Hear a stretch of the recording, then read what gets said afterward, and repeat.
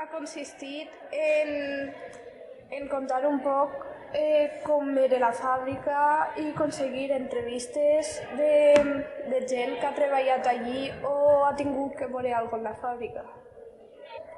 Manuel Solsona és un pintor de ceràmica que ha treballat en altres fàbriques pintant els taulells. Tenien màquines en aquella època per a pintar la ceràmica? No, entonces no hi havia màquines, s'ha fet tot a mà. Com es tractava el material abans de pintar-lo?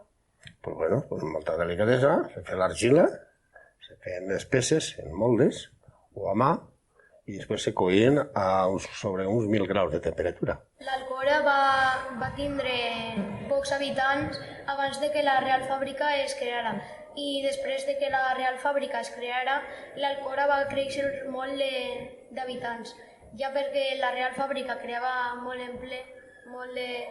d'empleo.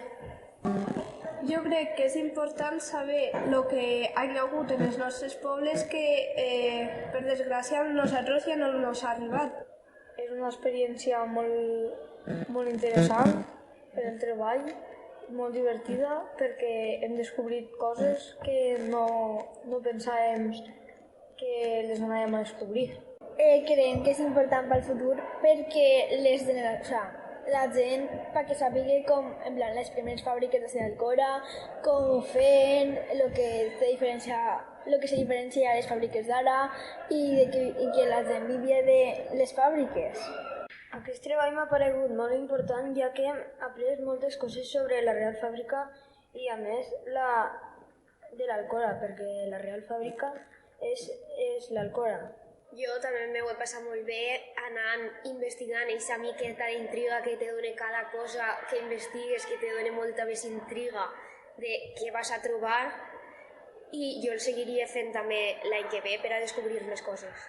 Jo opine que gràcies a la Real Fàbrica ha crescut el poble d'Alcora i que hauríem d'investigar més perquè potser sempre hi ha algun misteri en qualsevol història o qualsevol cosa important, qualsevol fet que ha marcat la història de l'Alcora o d'alguna altra ciutat.